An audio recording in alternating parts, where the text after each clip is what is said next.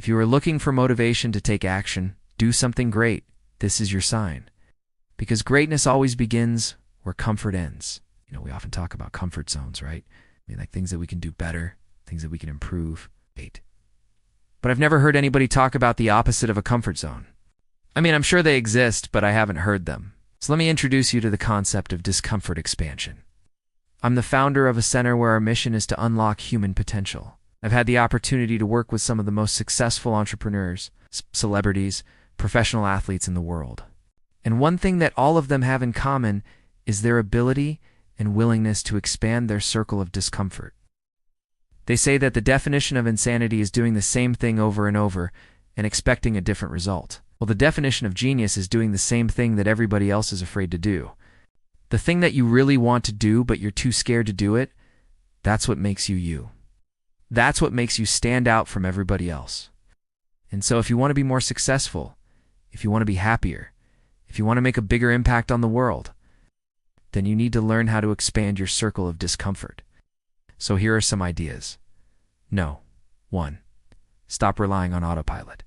Okay, we often rely on habits, and we think that these habits are going to get us to success, but oftentimes these habits are actually keeping us stuck. If you want to break free, if you want to be extraordinary, you need to start living on purpose. And that means making a conscious decision every single day about who you want to be and what you want to do. 2. Be willing to step outside of your routine. Now, I love routines. I'm a creature of habit. But sometimes in order to grow, in order to change, you need to break the routine.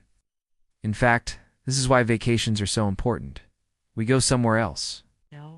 We change up our environment because it forces us to step outside of our routine. It allows us to come back refreshed and re-inspired. If you're feeling stuck, try changing things up. Try doing something new. Go somewhere else. Just change things up a little bit. 3. Push past your excuses. We all make excuses. It's easy to blame other people for our problems. It's easy to point the finger and say, well, this is the reason why I queue and do it, or this is the reason why I do and have it, or this is the reason why I am not successful. But the truth is, success is rarely easy. People that you admire, they didn't become successful by making excuses. They became successful by pushing past their excuses. For practice saying yes to new opportunities. Now, when I first started my career, I was so scared to say yes to things. I was like, oh my God, what if I mess it up? What if I can't deliver? But the truth is, I realized that if I wasn't willing to say yes to the opportunities that came my way, then I would never get the chance to say yes to the right one. And that's what happens. Once you say yes to one thing, another door opens. And if you say no, then that door will close and you might not get that opportunity again. 5.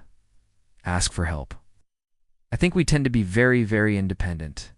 But the truth is, nobody has all the answers.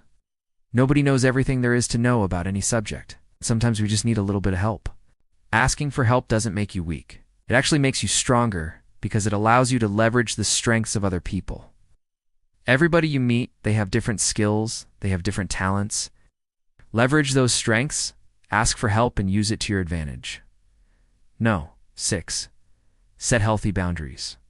Oftentimes we feel guilty about setting boundaries. But if you don't set boundaries with other people, then you're doing an injustice to yourself because you're allowing other people to dictate your life. And that's not fair to you. You need to make sure that you're re-putting your own oxygen mask on first before you re-helping other people.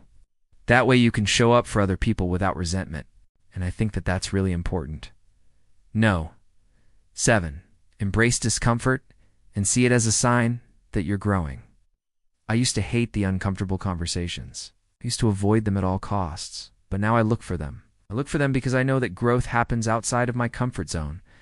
And so, whenever I feel uncomfortable, I say, wow, this must mean I'm learning something. This must mean that I'm expanding my circle of influence. And it's an incredible feeling. 8. Develop a tolerance for ambiguity. 8. I think nowadays especially we need to develop a tolerance for ambiguity because there is so much uncertainty in the world. There's so much chaos. And when we see uncertainty, what do we want to do?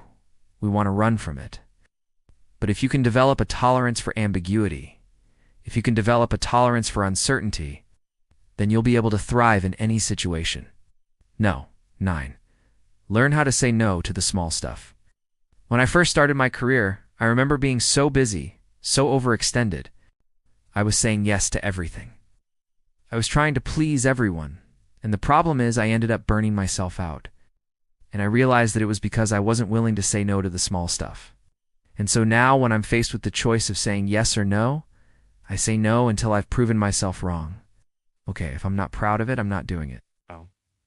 And number 10, do something every day that scares you. I think this is probably the most important thing on the list, because if you do something every day that scares you, then you're settling for mediocrity. You're settling for the ordinary. But if you want to be extraordinary, if you want to do something great, you need to be willing to push through fear. And once you do it today, it'll be easier tomorrow. And once you do it tomorrow, it'll be easier the next day. Pretty soon it won't be scary at all. You know, I hope that helps. If you liked that video, then check out this other video on dealing with failure. Thanks for watching.